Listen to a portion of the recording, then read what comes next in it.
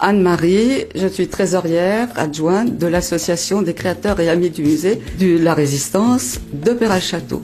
Manon Perratou, secrétaire adjointe de l'association du musée de la Résistance de Péral-Château. Marc Montaudan, et je suis le président de l'association des créateurs et amis du musée de la Résistance de Péral-Château. Voilà, le musée de la Résistance à Péral-Château donc était installé dans la tour du Péral-Château. Comme vous pouvez voir, ce sont des locaux parfaits et intéressants.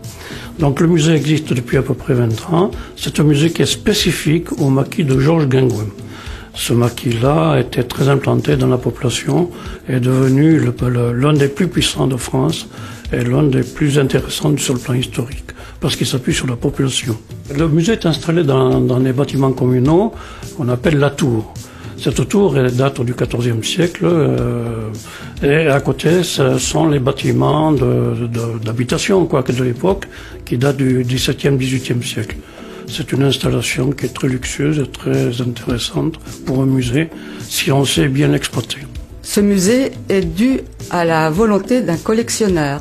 Ce collectionneur, c'était un jeune résistant qui, dès la Libération, a commencé à monter une collection et il s'appelait Denis Magadou et il était d'émoutier.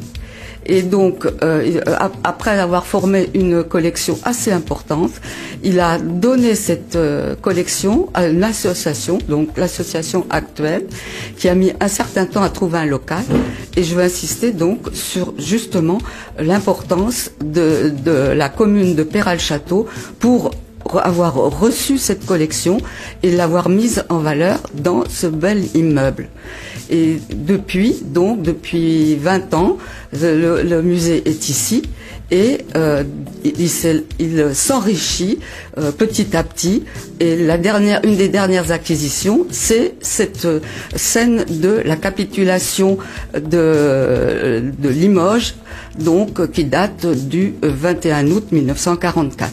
Ce musée, il est réparti sur 400 mètres carrés, comprenant 2 salles consacrées uniquement à la résistance, le développement de la résistance, des actions, ainsi de suite, une salle consacrée à la répression, une salle réservée à la vidéo, une salle consacrée au parachutage, et enfin une salle qui est consacrée à la libération de Limoges.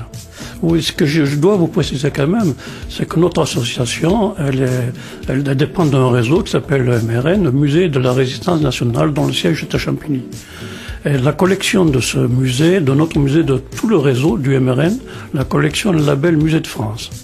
Elle est en outre conventionnée avec l'Éducation nationale, elle est conventionnée également avec la Défense, et notre collection dépend des archives nationales. Le musée de la Résistance est ouvert du 15 juin au 15 septembre, 5 après-midi par semaine, c'est-à-dire du mardi au samedi après-midi, de 14h30 à 17h30, et vous allez pouvoir retrouver toutes nos informations sur notre site internet, donc qui est www.musée-résistance-pera.fr. Au revoir et à bientôt. Et nous espérons vous accueillir le plus rapidement possible au musée.